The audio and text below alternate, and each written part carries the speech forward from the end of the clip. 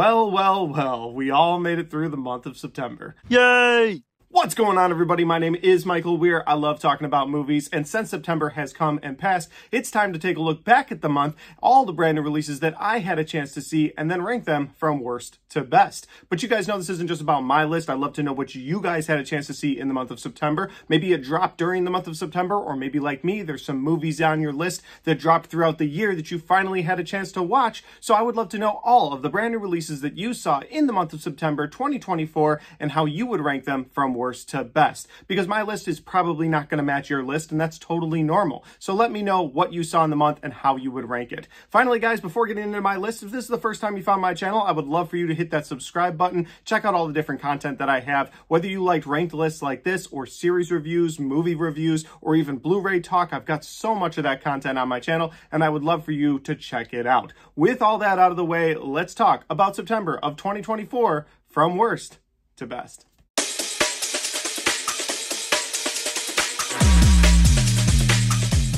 Alright guys, so I ended up seeing 9 films in the month of September 2024, but of those 9 films, there were 3 movies that dropped during the month of September that I didn't have a chance to see, and they won't be on my ranked list this month. If I get a chance to see them by next month or the month after that, I will add those to the ranked list of those months, and those 3 movies are Speak No Evil. I was just way too busy that weekend. Transformers 1, I gave my kids the option of seeing that or The Wild Robot. They chose The Wild Robot. And the last one is Megalopolis. While I did want to see this one, I heard some really rough reviews on this movie, and I thought there's better ways I could spend my time, so I am going to wait for that one on streaming for sure.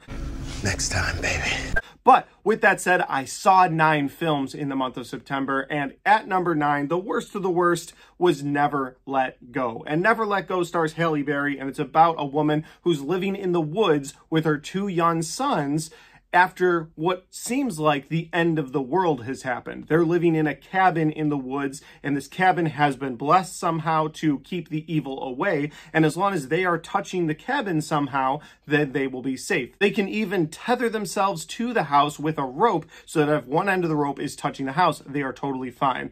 And with this movie, it had an interesting setup, felt like an M. Night Shyamalan movie, but when you really get into the heart of this film, it doesn't make any sense at all. You got this evil that may or may not be in the woods. It may or may not be in the outside world past the woods. You've got this internal conflict between the 2 twin boys for seemingly no reason. You've got Halle Berry, who may or may not be psychotic. Like in the movie, she tells the boys that she killed their dad and she killed their parents because they were infected by the thing in the woods. And so throughout the movie, you're going back and forth with her, wondering if she's just psychotic or if there really is an evil. And the payoff at the end isn't worth the time of the entire movie. In my opinion, this is one of those movies that should have been maybe a Netflix miniseries where you could explore the world a little bit more. You could have gotten a little more backstory, but in the format of a film, this movie just felt too condensed for everything they were trying to do, everything they were trying to say, and it didn't really work for me. This is one I won't recommend to anyone, and one I won't rewatch anytime in the future. At number 8 is going to be the first controversial pick on this list, and that is going to be Beetlejuice. Beetlejuice, of course, the sequel to the classic Tim Burton film Beetlejuice.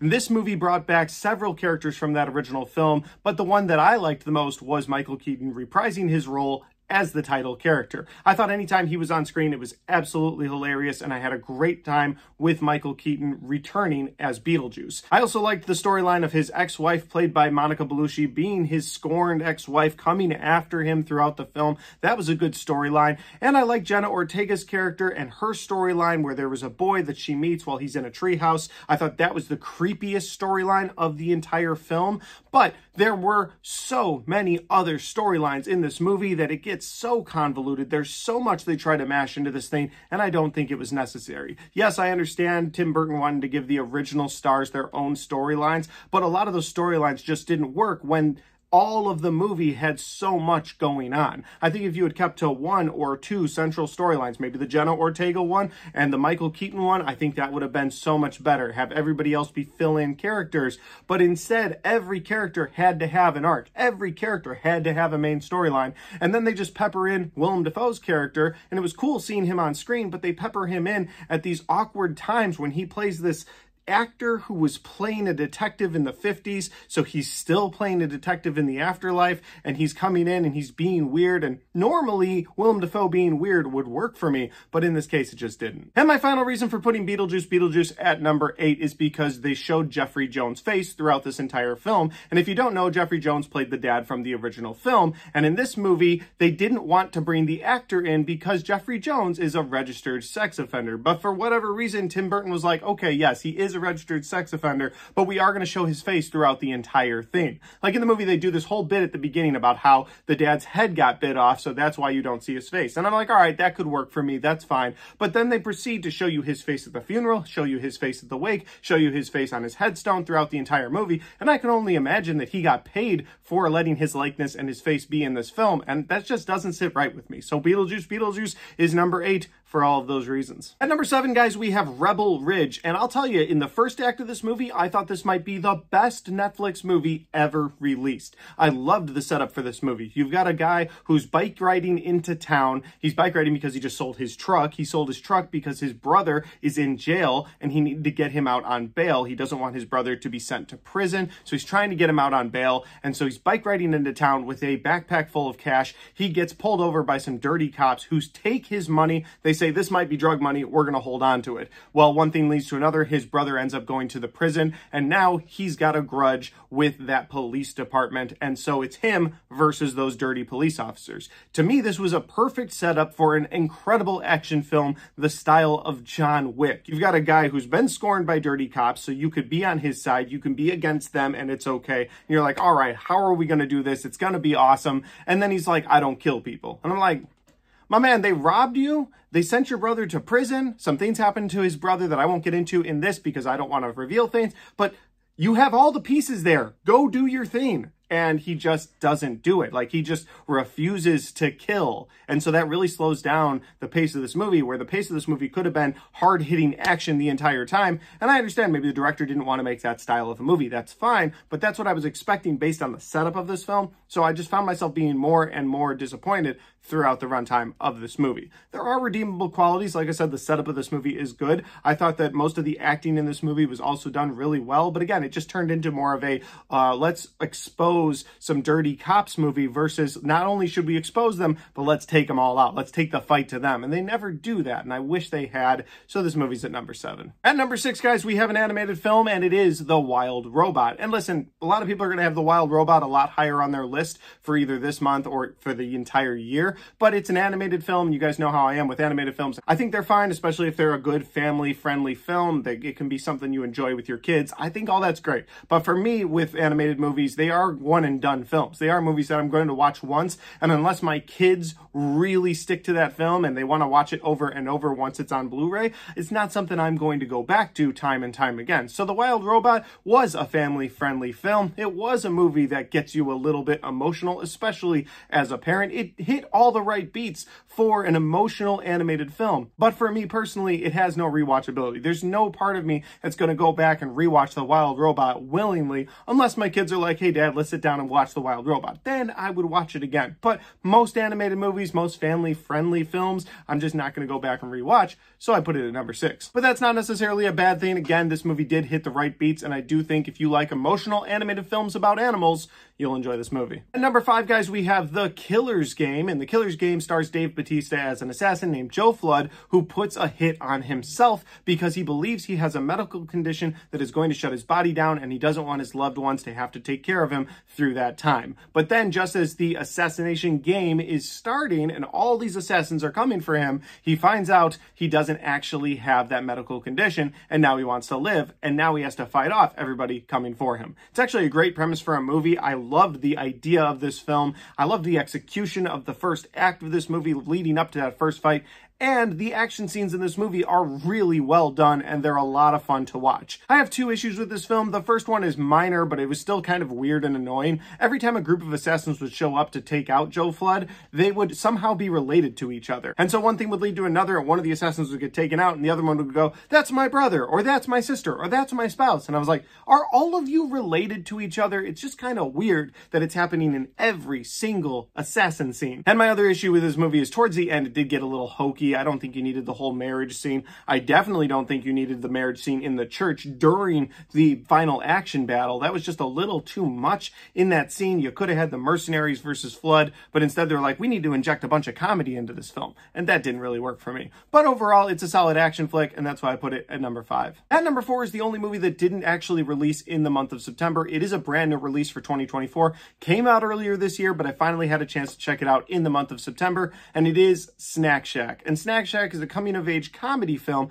about two guys who are best friends in high school, and they make fake beer on the side. But they need a way to sell this fake beer, so their plan is to rent out the Snack Shack that's attached to the community pool, and they're going to sell their fake beer all year. One thing leads to another, their beer gets found by their parents, and now they're stuck with this Snack Shack and stuck selling all of these different regular treats to regular kids. And so there's some funny hijinks that happen. There's some fun party moments that happen. There was a lot to like about Snack Shack, in my opinion. I liked the brotherhood between the two best friends throughout this film. I also like the romantic interest in this film. It's a girl who works at the pool. She kind of has a romantic interest with both of them. It's very high school, but again, it worked for me. On the negative side, it's an extreme balls out funny comedy at the beginning of the movie, and it's also an emotional, heartwarming film towards the end. And when they switch to that in this movie, it's very jarring for the viewer, because you're just on this adventure with these two high school bros, and then at the end of the film, in the last act, it's like, oh, by the way, we're going to try to make you cry. And it's so jarring that it didn't really work for me. I did enjoy aspects of this movie. I wish the transition from hilarious comedy to emotional coming-of-age film had been a little cleaner, but otherwise, it was an overall enjoyable film and one I would recommend. We've made it to the top 3, and at number 3 for the month of September is the movie Am I Racist? This is a film given to us by Matt Walsh of the Daily Wire. And if you don't know, Matt Walsh is a conservative who is trying to push the limits of people in certain fields. He made a movie called What is a Woman a while back, and he just made this film, Am I Racist? And in this movie, he poses as a DEI expert who goes out into the real world with real life situations and talks to real world experts about the topic of racism. The movie is filmed very much so like the film Borat. Borat is a movie where Sacha Baron Cohen plays a guy from another country who acts out certain scenes, but then has real world conversations with people in political positions, people in religious positions, and this movie is along those same lines, where Matt Walsh plays someone that he's not, and he does have acted out scenes throughout the film, but for the most part, he's having real life conversations with people that believe he is this DEI expert just wanting to have a conversation about race. And in those conversations, he sort of exposes them for being grifters or being people who take the topic of race and manipulate it to their own personal gain. I thought there was an overall good, positive message in this movie, and it was one of the funniest movies I've seen in the last 5 to 10 years, so that's why it's at number 3. At number 2, guys, we have The Substance, and The Substance is a dirty, gritty body horror flick. Let me just say this. If you don't like body horror, stay away from this movie. If you do, you're in for a treat. But with that said, I really like the story of this film as well. And the story of this movie is essentially about accepting your body as it changes through time, and don't worry about what the outside world thinks. Because in this movie, Demi Moore plays an actress who's on the later end of her career. She just hit 50. Her producer, played by Dennis Quaid, is pushing her out. And so she makes the decision to take a substance that will create a younger, better version of herself in the most disgusting way. And while the movie has a lot of body horror, I thought the story of this movie was told very well. My biggest issue with this film was that I think it was about 20 minutes too long. The last act really goes on forever and ever. But I've heard people's comments that say they really liked how it was. You needed those 20 minutes. You needed those moments in this movie that sort of stuck with you so that you could experience this film. And maybe those are necessary. I think it went on a little too long. That's why it's at number 2. But I still had a really good time with The Substance, and one I'm looking forward to rewatching in the future. And at number 1, my favorite movie in the month of September 2024 is Wolves. And Wolves is a film that's currently streaming on Apple Plus. You can check it out there. The movie stars Brad Pitt and George Clooney, and both of these guys play cleaners. And a cleaner is somebody who comes in and takes care of a messy situation. Whether it's a dead body, drugs, or anything in between, they come in, they work alone, they are lone wolves. They come in, they work completely alone. But in this film, they get forced, both George Clooney and Brad Pitt, to work on the same job together, and they don't like that. They don't like each other, they don't like working with each other, and so they have to sort of get along for an entire night of hijinks because the mess that they get called to clean up isn't exactly what it seems. My biggest positive coming out of Wolves was I loved the banter between George Clooney and Brad Pitt throughout the film. We've seen them in many films before. They've had this banter before. It's one of the main reasons I go back to the Ocean's trilogy, because I love the back and forth between both Brad Pitt and George Clooney. My biggest negative coming out of the movie is that both of them are a little too smart, even for the viewer, where they understand the situation. They're so cool, calm, and collected that sometimes they neglect to tell the viewer what's going on, and you sort of have to piece it together yourself. And that didn't always work for me. In some instances it did. They would look at each other and be like, yep, and then an action scene would happen. And you'd be like, all right, well, that led to the action scene, and you can kind of connect the dots that they knew that was going to happen. But going towards the end of this movie, when they're trying to tie it all up in a bow, they're kind of telling each other what's going on, and you, the viewer, are just trying to play catch up. So that was something that I wish they had taken a little more time to sort of dive into, the explanation of the overall arc of the movie. But overall, I had a really fun time with Wolves. I loved the performances out of Brad Pitt and George Clooney. I thought the story was a lot of fun as well, and it's one I would recommend to everyone. It is playing on Apple Plus now. You can check it out there. And that was my favorite movie in the month of September 2024. And that's my list of movies ranked in September of 2024 from worst to best. Do you have a list of movies from September of 24? If so, let me know in the comment section down below. Let's see how closely our lists get. I always have fun making these videos, and I have fun watching these movies and doing reviews for them. So if you want more in-depth thoughts on these films, I've done reviews for most of these, and I've done quick reactions for all of these, and those can all be found on my YouTube channel. With all that said, though, guys, if you like this video, don't forget to hit the like button, because it helps the video, it helps the channel, and it helps me right here. Thanks for watching. I'll see you next time.